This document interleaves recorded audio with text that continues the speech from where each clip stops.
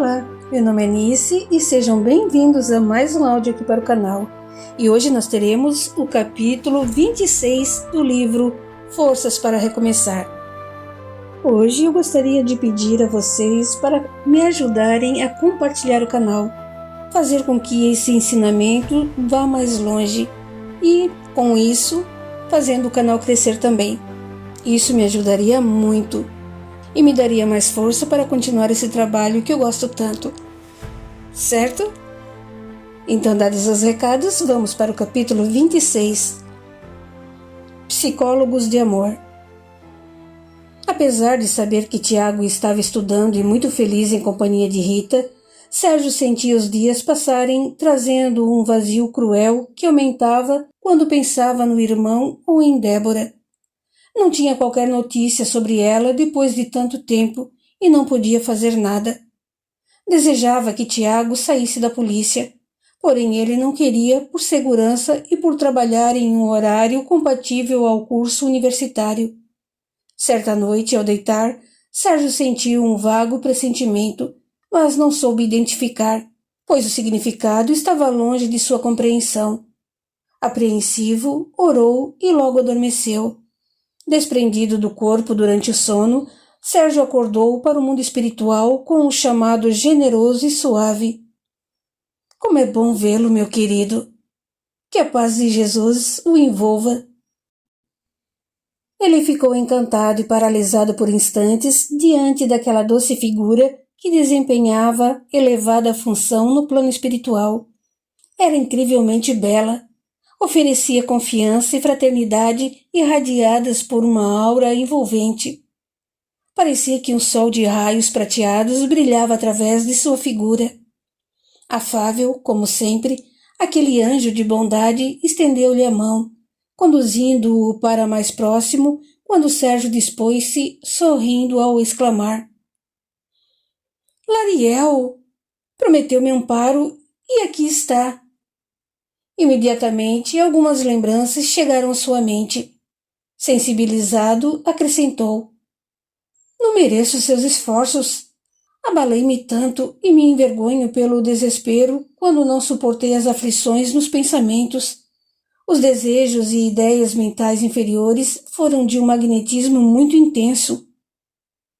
Vendo-a sorrir com sincera expressão de bondade, pediu constrangido: Perdoe-me. Sei que isso não é desculpa para minhas atitudes infelizes e moralmente desprezíveis por desejar morrer. Agradeço a manifestação físico, espiritual e verbal que me impediu em um ato tão... Seus olhos ficaram lacrimosos e ele se deteve. Não falemos mais sobre isso. Lembre-se de que todo aquele que reencarna com a tarefa de socorro e trabalho digno é tentado de inúmeras formas por irmãos inferiores, com o desejo no mal. Eles se aglomeram e se esforçam em criações mentais degradantes para impregnar tudo o que é voltado para a elevação moral e espiritual. Há inúmeros encarnados dedicados a desenvolver e divulgar a atuação benéfica no campo da psicologia clínica para derrubar barreiras e abrir caminhos para outros entenderem a razão de viverem encarnados e em determinadas condições. Ofereceu leve sorriso ao comentar. Jung já fez uma grande parte. Sem demora e mais séria, prosseguiu. Com conhecimento direto na comprovação científica e filosófica de uma doutrina reencarnacionista, profissionais que sempre se colocam na posição de aprendizes e de obreiros vêm renovando vidas humanas. Eles aliviam as aflições e são verdadeiros psicólogos de amor quando desvendam que o complexo asfixiante de uma dificuldade pessoal não tem sua origem somente no campo biológico, material, ou teve início exclusivamente a partir do nascimento ou durante a infância, e que os culpados são os que rodeavam essa criatura. Não. As origens de muitas dificuldades procedentes de vidas passadas, ou trata-se de experiências, de provas para adquirir forças e suportar certas impressões para sua elevação de natureza espiritual ou moral.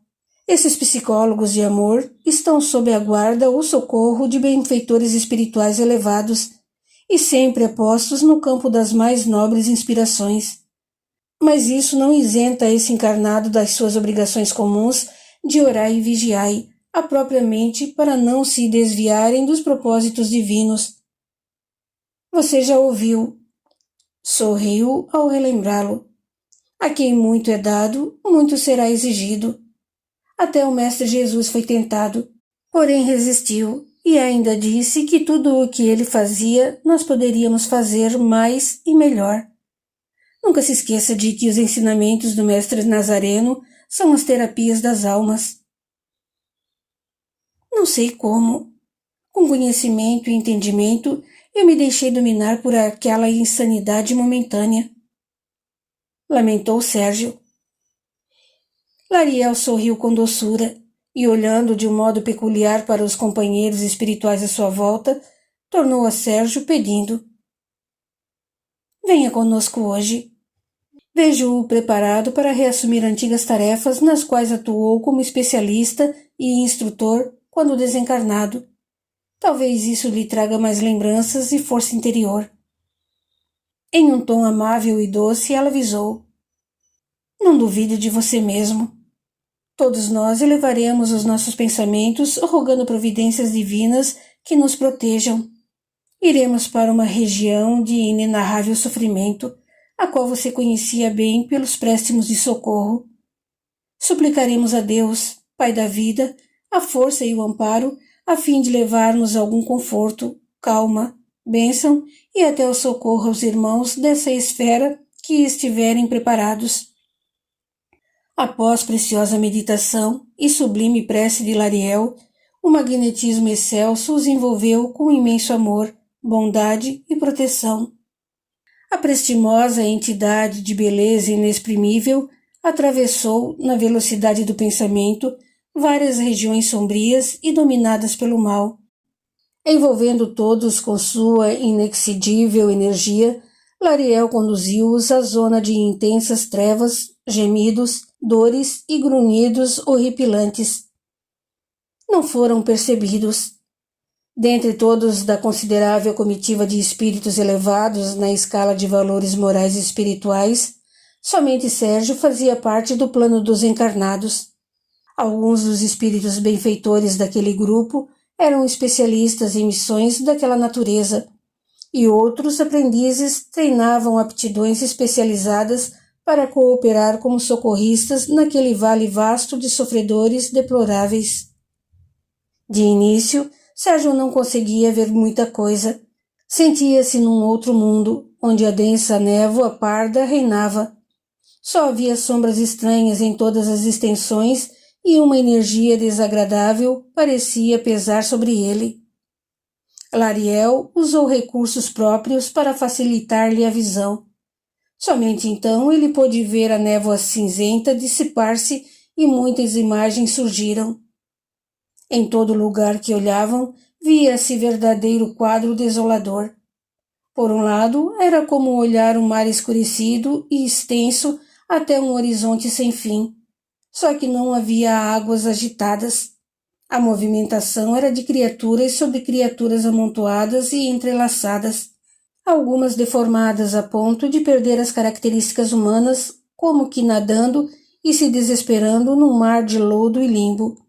Os gemidos, os gritos, os murmúrios dolorosos vibravam angustiosamente por todo lado. A elevada comitiva baixou a luminiscência, principalmente Lariel, que antes parecia um ser de matéria semelhante a cristal.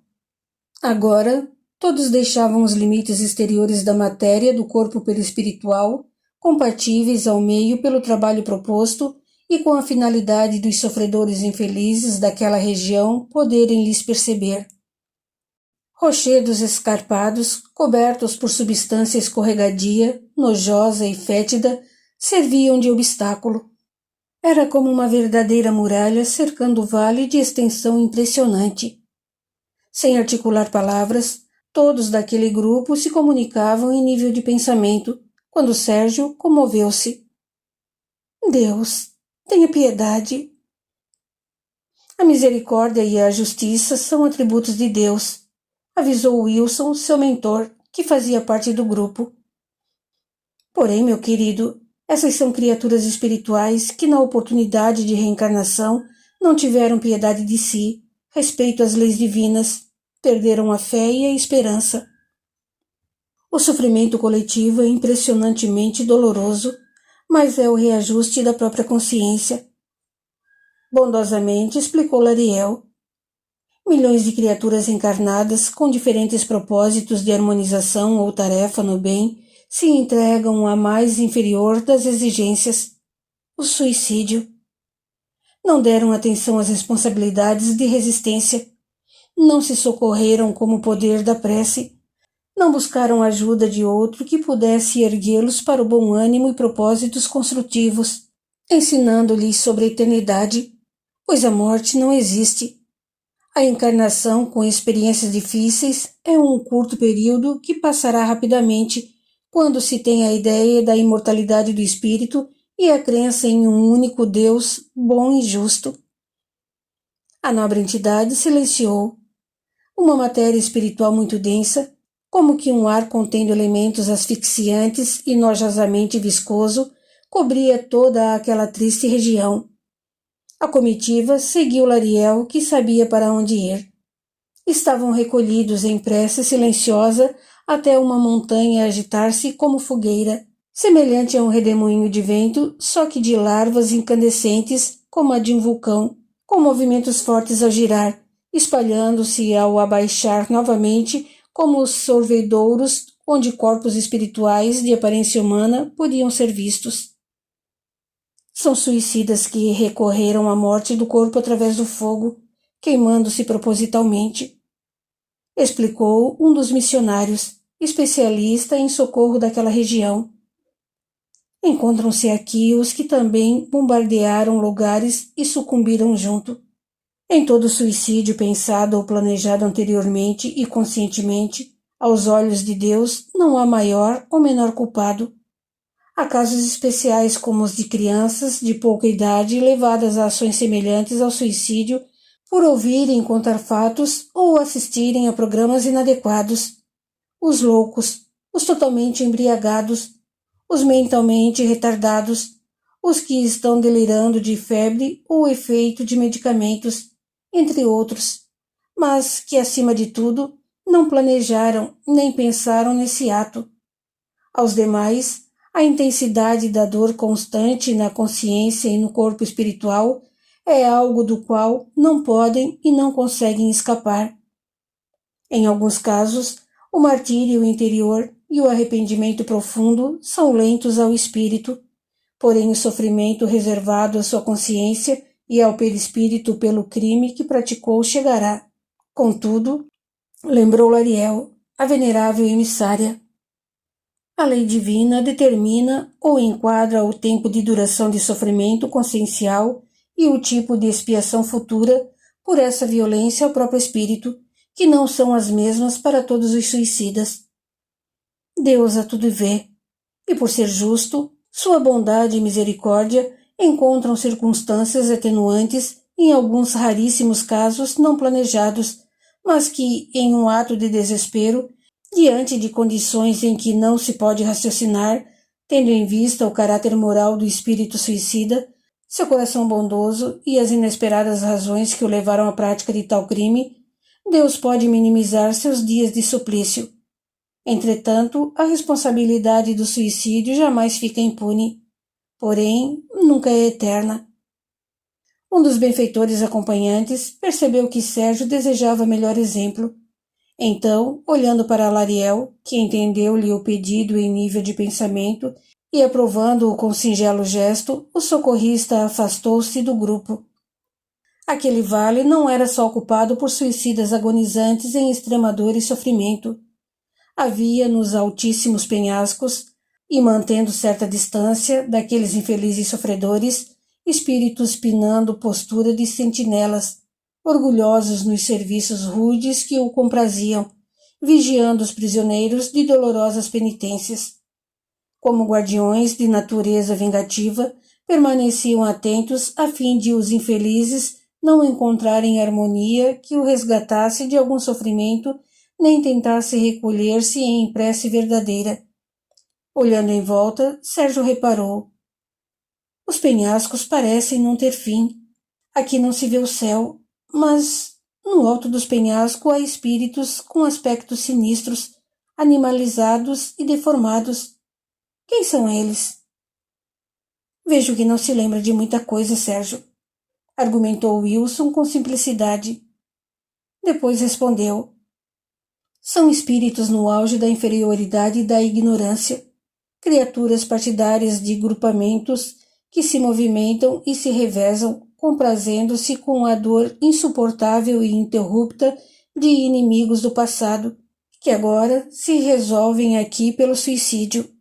Certamente são espíritos que desejam a desforra e induziram seus desafetos a tirarem a vida do corpo físico, esgotando-lhes as forças mentais e levando-os ao extremo desespero de se verem sem saída, sem esperança, sem fé nas providências de Deus, fazendo-as crer no nada após a morte, mostrando-lhes no suicídio o remédio para todo o sofrimento terreno. Breve pausa e lamentou em tom piedoso. Quanto engano! A morte não existe e a prova disso é que estão aqui, suicidando-se, mostraram a incapacidade de suportar as dificuldades nas provas da existência terrena e foram fracos ao perder a fé, tentando livrar-se dos tormentos de uma breve reencarnação, atiraram-se ao suicídio e a um longo e doloroso sofrimento 1000 vezes pior. Esses espíritos vingativos que os inspiraram ao suicídio são homicidas. Também não deveriam se encontrar em um estado consciencial de sofrimento pelo que cometeram ou induziram? Perguntou Sérgio. Existem supostas vítimas que se ligam aos seus agressores, tanto quanto agressores se ligam às suas vítimas, caso essas últimas deixarem, alertou Wilson. Esses vigilantes são espíritos de pouca elevação, maldosos ainda. Não admitem que sofrem, pois muitos deles acreditam ter amplo conhecimento, julgando saber mais do que sabem, creem em serem juízes e justiceiros, atormentam com vibrações bizarras as faculdades mentais dos suicidas, já tão atormentados. Mas as leis divinas são sábias e iguais para todos.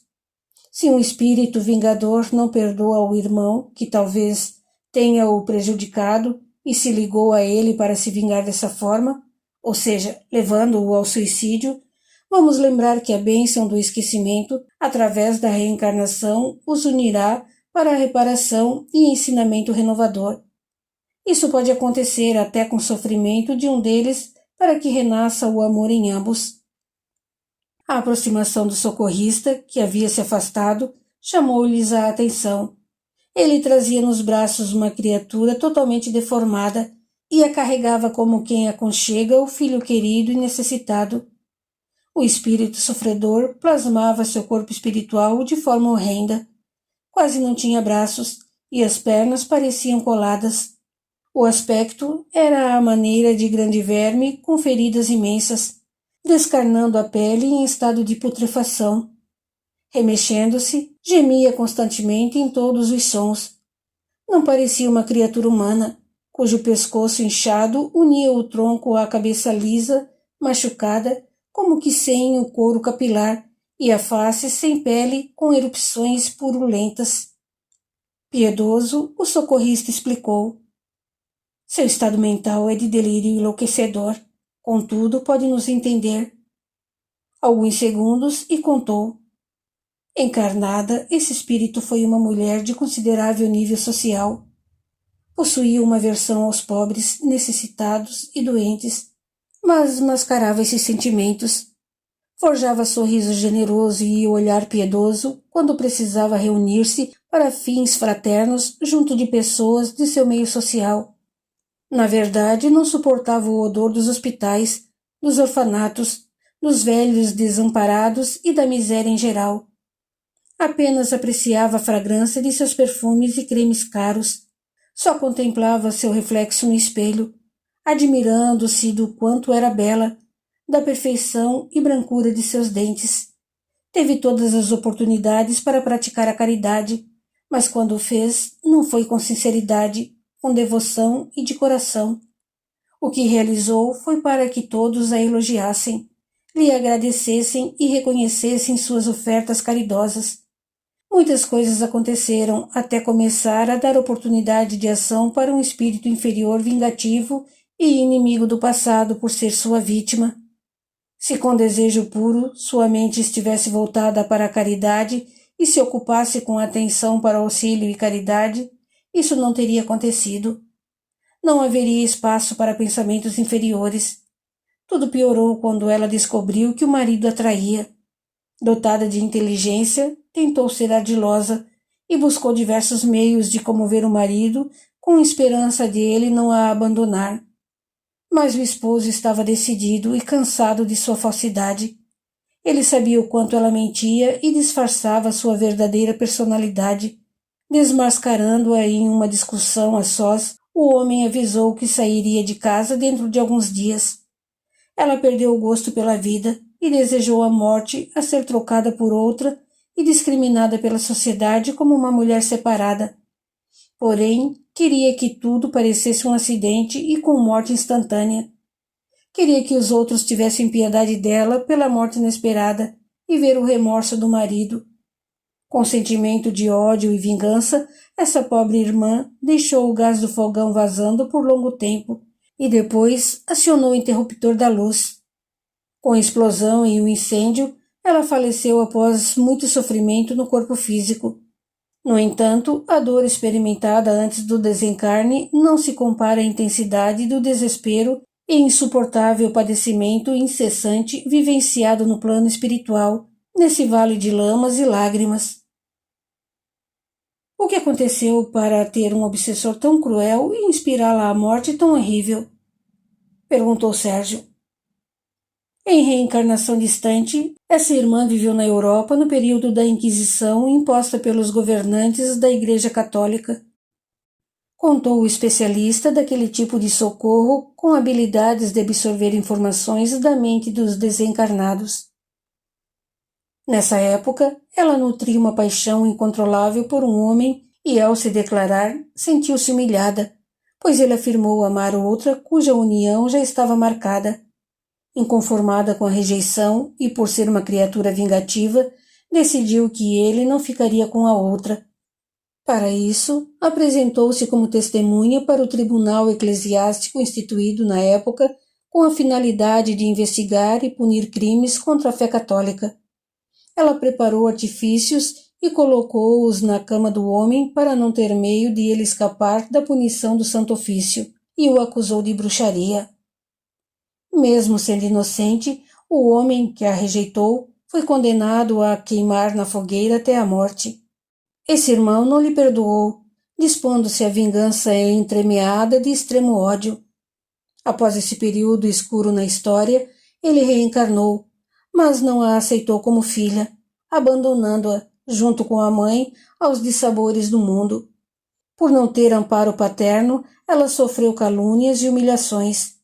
Pelas necessidades de sobrevivência e para cuidar da mãe doente, o que a repugnava, ela fez do corpo físico instrumento de mercadoria no campo da prostituição e desencarnou cedo, logo após sua mãe. A mulher que foi sua mãe era a mesma moça que seria a esposa do homem inocente condenado a morrer na fogueira. Elas odiaram-se tanto naquela época que retornaram como mãe e filha a fim de reforçar os laços de amor. E ele, que dizia amar quem iria desposar naquela época, abandonou-a na reencarnação seguinte em difícil situação com a filha nos braços. Se ele lhe tivesse perdoado e a acolhido como filha querida, tudo ficaria harmonizado e tanto ele quanto a mãe teriam outra oportunidade de viverem juntos. Mas ela, por não se arrepender do ato criminoso e cruel planejado no passado que o levou à fogueira do Santo Ofício, como filha querida desse casal que a odiou, sofreria a expiação de queimar-se até a morte em algum acidente natural. Seria um desencarne doloroso, mas breve diante do tempo em que se encontra nesse estado. No último planejamento reencarnatório, Esse pobre espírito deveria ser abastado com bens terrenos, incontáveis oportunidades de tarefa e empenho na caridade em todos os sentidos, e isso amenizaria sua expiação. Mas com o vício moral da vaidade, ela vestiu a máscara da hipocrisia e não foi humilde. Ao contrário, não se dispôs a receber como filho o pai que a abandonou na miséria, a mesma criatura que ela condenou injustamente à morte cruel. Deveria provê-lo com amor e educá-lo nos princípios morais e superiores. Vaidosa, ela não se permitiu a concepção. Não quis engravidar para não deformar seu belo corpo. Tinha vago conhecimento da doutrina reencarnacionista pelos livros que leu, mas não ofereceu a atenção necessária. Também não atendeu às inspirações de espíritos bondosos aos chamados da fé. Revoltada pelo abandono do marido, só pensou na humilhação que sentiria diante da sociedade. Não acreditou em Deus nem no futuro. Só pensou em ostentar orgulho e vaidade por ela mesma, até depois da morte planejada. Pode dizer há quanto tempo se encontra nesse martírio, experimentando a dor que vivenciou no corpo físico? Perguntou Sérgio. 50 anos, respondeu o socorrista piedoso. Enquanto o amor e o arrependimento não reluzirem em sua consciência, ficará à mercê desse estado mental. Mas, em sua agonia, chama por Deus, pede sua misericórdia e socorro, disse Sérgio. Ela chama pelo nome de Deus em vão, pois esse é o vício ou a mania dos hipócritas nos momentos de desespero. Apesar de tamanho sofrimento e estado enlouquecedor, essa pobre irmã não admite seu orgulho, sua vaidade e seu personalismo. Criaturas assim chamam por Deus como se ele fosse um prestador de serviço. Podemos sentir o ódio que tem pelo marido, culpando-o pelo seu estado deplorável. Quer vê-lo morto e sofrendo como ela. A infeliz não está preparada para o socorro. Em seguida, Wilson explicou. As preces, as orações sinceras para esses irmãos são como remédio, como bálsamo aliviando-lhes as dores. Clareiam-lhes a mente. Aprendemos que se nesse momento não entendem, ou revoltados recusam o poder da prece e a força da oração, as vibrações emitidas chegarão no instante em que estiverem em condições de reconhecê-las e se fortalecerão com suas energias. Respeitosa e num tom de tristeza misto ao de amor, Lariel avisou. Ela se prende a esse vale de penitências. Que o Pai da vida, em sua infinita misericórdia, a envolva com bênçãos sublimes para o seu esclarecimento, arrependimento e aceitação de reparação. Com gesto paterno, o socorrista retornou e colocou aquele espírito de volta ao círculo que se atraía. Com os olhos arregalados, observou-os por um momento, mas seu coração rancoroso e revoltado até contra Deus podia ser sentido. Não demorou e ela rastejou inconscientemente, juntando seus demais amontoados que ardiam em labaredas, num estado de consciência enlouquecedor e tão terrível que desejavam morrer como se pudessem definitivamente acabar para sempre. Mas isso não acontecia, e a punição continuava como no momento em que mataram o corpo físico. Não era difícil ver um e o outro correr daquele redemoinho com o corpo espiritual em chamas, saindo de brasas e provocando grande alvoroço e dor a todos daquele vale por estarem ligados mentalmente pela prática do mesmo crime. Mas logo se juntava àquela montanha incandescente através de uma atração irresistível. Há alguns dias, contou Sérgio, eu estudei uma observação científica e filosófica de Kardec, na qual ele explicava sobre a comunicação de um suicida que se dizia sentir sufocado no caixão. Afirmava que sofria e sentia os vermes roerem seu corpo. Kardec observava que, apesar do espírito do suicida estar separado do corpo, ele está completamente mergulhado numa espécie de turbilhão da matéria corpórea e suas ideias sobre o corpo terreno estão muito vivas. O Espírito São Luís oferece grande instrução ao explicar que esse é o estado de todo suicida. O espírito do suicida fica ligado ao corpo. O suicídio e o aborto são os piores crimes que o ser humano pode cometer, argumentou Wilson. Em O Livro dos Espíritos, as questões sobre o suicídio são bem esclarecedoras. Os suicidas responderão como por um assassinato. A esse espírito sempre haverá uma punição, e somente Deus julga conforme a causa, a duração e o rigor do sofrimento. Allan Kardec ressalta que espíritos suicidas experimentam os efeitos da decomposição, sensação de angústia e horror, estado que pode durar o tempo da vida que foi interrompida. Lembrando que esse efeito não é geral, mas, sem dúvida, haverá um longo estado de perturbação dolorosa pelo fato da energia vital, que é o fluido que faz a alma atuar na matéria corpórea, ser interrompida brutalmente quando estava com vigor. Eles seguiam quando Lariel instruiu com prestimosa bondade. Cada caso é um caso. Há suicidas que, após a morte do corpo, sentem-se extremamente perturbados e não entendem por que ainda estão vivos. Entram em profundo desespero e sofrem, mas ainda não experimentaram esse vale deplorável de dor e suplício. Alguns entendem rapidamente que não morreram em espírito e se arrependem, sofrem demasiadamente na mente e no corpo espiritual. Aqueles que estudaram a codificação espírita e os ensinamentos úteis de Allan Kardec, nos relatos e esclarecimentos por ele publicados nos diversos volumes da Revista Espírita, puderam tirar as mais numerosas instruções. Um dos casos conta-nos sobre a comunicação de um suicida ateu que se afogou havia 2 anos. O espírito infeliz diz que sofria e a evocação para aquela comunicação era penosa. Ele assevera que era forçado a crer em tudo o que negava e afirma sentir a alma num braseiro horrivelmente atormentado. Pensou que nada iria acontecer após o afogamento. Depois, recusa descrever tanta penúria. Pequena pausa e os fez pensar. Observamos que o pobre espírito afogou o corpo para morrer. Então, por que iria sentir a alma num braseiro? Segundos para a reflexão e comentou a seguir. Em outra evocação, uma mulher suicida por asfixia, provocada pelo vapor que exalava de um forno portátil cheio de carvão, cuja morte foi planejada ao lado do amante que também sucumbiu, ela disse que tinha frio e queimava. O gelo corria nas veias e o fogo em seu rosto. Pensava que morreria uma segunda vez.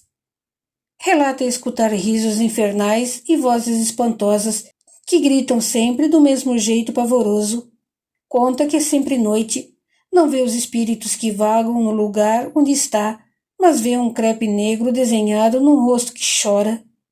É o rosto do marido que ela traiu e magoou, e a sua consciência a acusa por remorso e pedindo reparação.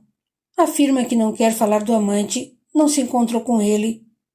Como explicar esse relato? Se ela se asfixiou, envenenando os pulmões, porque tinha frio e queimava? Porque sentia o gelo nas veias e fogo no rosto? Porque não via nada, nem mesmo os espíritos que vagavam no lugar onde ela estava, se não era cega? Nova pausa e depois continuou. Em outra conversa, Kardec nos relata sobre um espírito suicida que se enforcou. Ele diz que sofre um fogo que o consome e o devora, que sente os desejos carnais, as necessidades físicas. Como explicar tamanho sofrimento se o suicídio ocorreu com métodos diferentes? Sabiamente, a benfeitora nada disse até deter-se e mostrar. Ali. Sem perceber, viam-se mais perto do extenso mar de espíritos suicidas amontoados e entrelaçados. Esses são nossos irmãos infelizes que se suicidaram, e estão ligados e submetidos ao mesmo estado vibratório e mental pelo ato do suicídio premeditado, desejado, praticado conscientemente, explicou a excelsa benfeitora Lariel, piedosa. Pelo ato do suicídio premeditado, estão impressionantemente atormentados, e a existência de indescritíveis aberrações em suas faculdades os faz ver, rever e sofrer incessantemente no corpo espiritual, o instante de seu suicídio e dos outros. Isso explica os relatos de Kardec sobre as comunicações de espíritos suicidas que se matam de uma forma e, além de falarem de seu sofrimento, contam sobre experimentarem outras sensações. Eles estão ligados na mesma vibração, não conseguem ter paz, por isso não se concentram verdadeiramente em Deus. Não se lembram de situações agradáveis ou pessoas queridas. Só o arrependimento intenso, o sofrimento ininterrupto, como no momento da morte de seu corpo, e cenas repetitivas dos outros suicídios e extrema dor, é o que veem e sentem. A escuridão pode cegar-lhes por longo tempo, meses ou séculos. O odor de podre, a sensação asquerosa, as secreções nojosas e o lodo encarniçado que os envolve é constante. Gritam e berram como animais. Alguns furiosos são agressivos e violentos pela revolta de não morrer. Outros são incrédulos. Existem os que se creem confinados eternamente ao inferno imposto por algumas religiões, o que dificulta sua libertação desse lugar. Vêem-se corroídos vagarosamente por milhares, milhões de vermes, por ligação ao corpo físico com um vigoroso fluido vital. Muitos permaneceram bastante tempo em suas sepulturas, presos em seus caixões, por não se desligarem do corpo físico. Experimentam o cheiro exalado do apodrecimento, as dores das vísceras se rasgando, do sangue fétido, dos líquidos, urinas e fezes que se esvaem do corpo de carne. Então, pura carniça. E a mente do suicida normalmente atrai tudo isso que o corpo físico experimentou.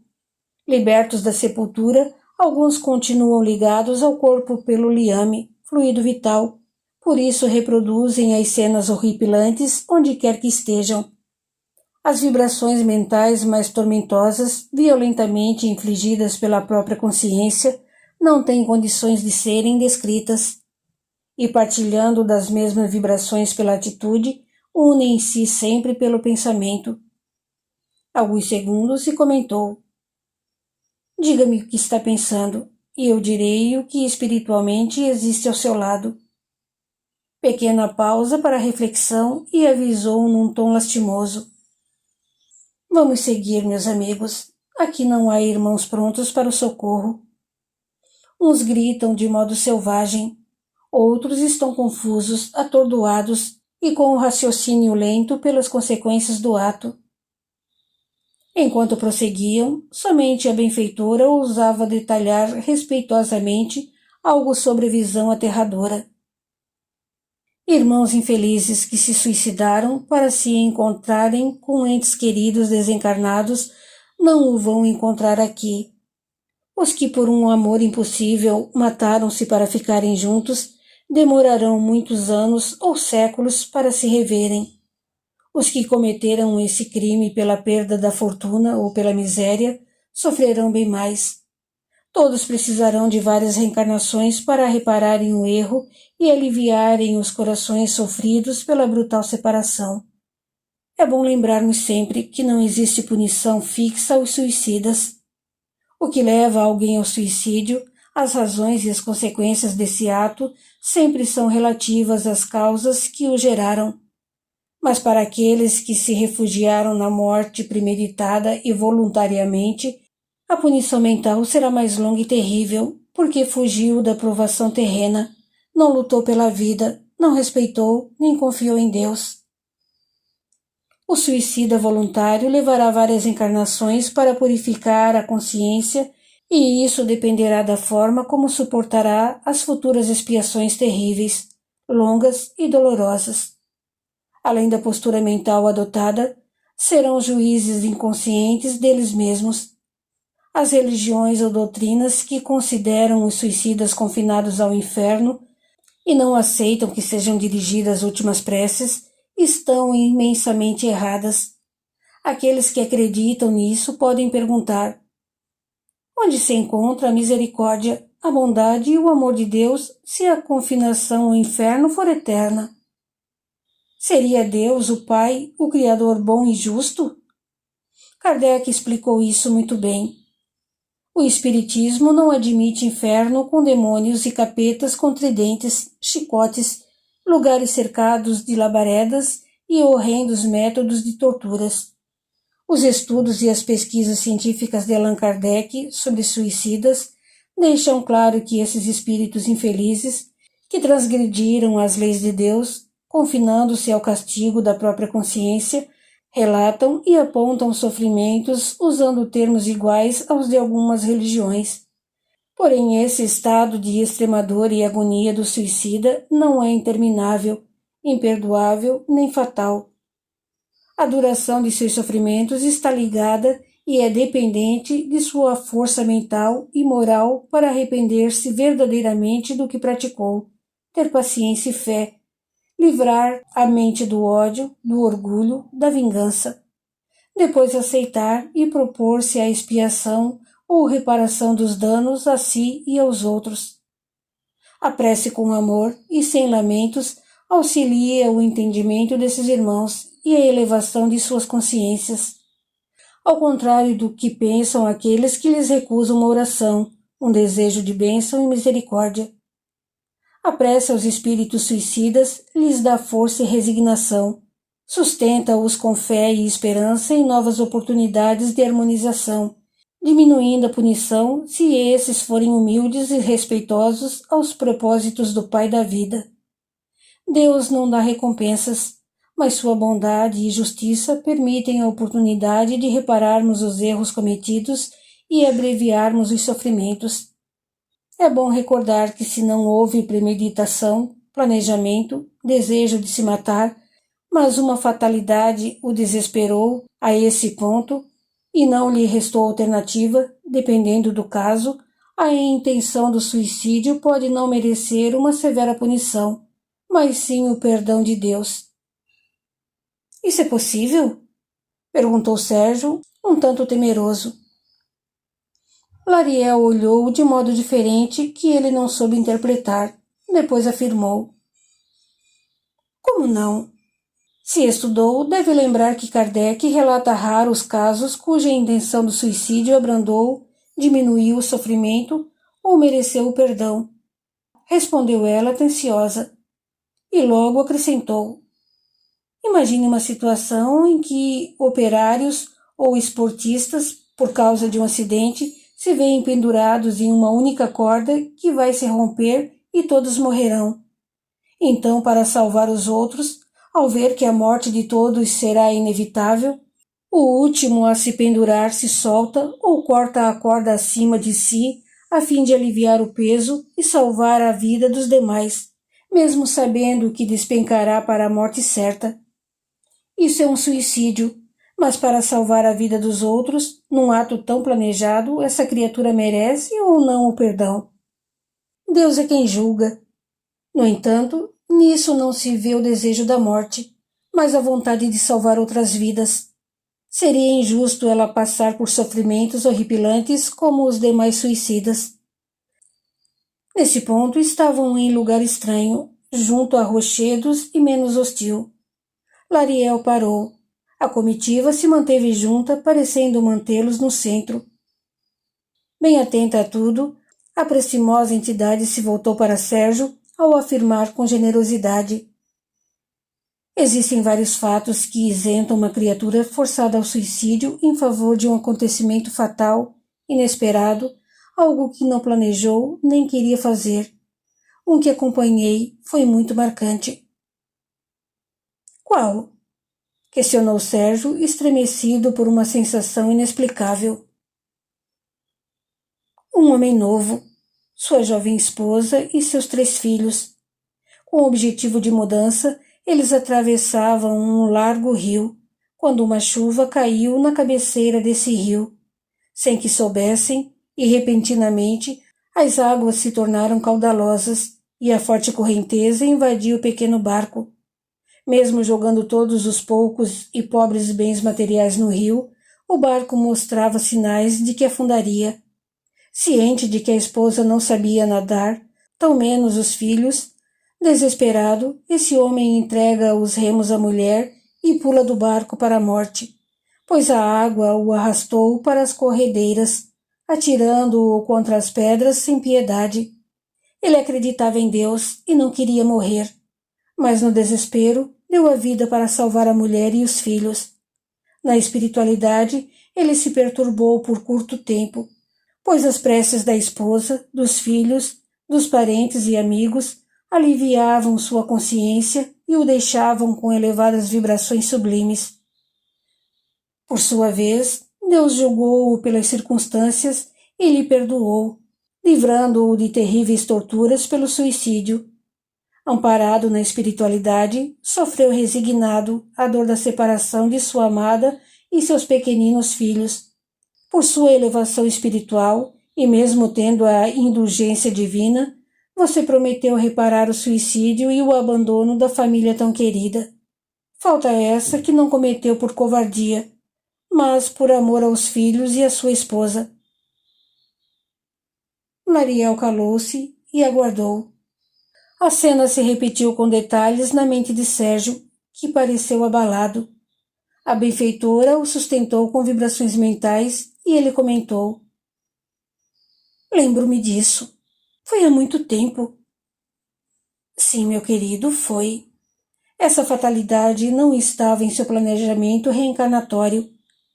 Depois disso, elevou-se imensamente na espiritualidade e tornou-se socorrista nesse vale de suplícios e torturas terríveis."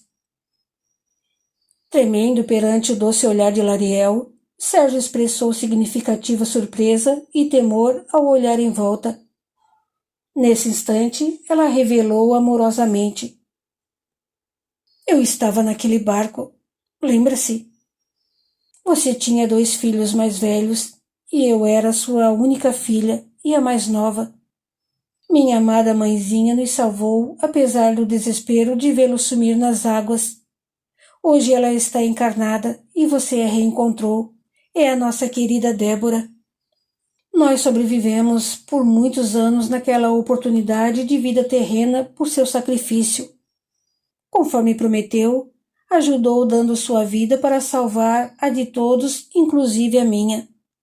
Naquele planejamento reencarnatório, prometeu-me amparo em todos os sentidos, pois eu tinha importante tarefa, e cumpriu sua promessa, oferecendo sua vida para eu prosseguir."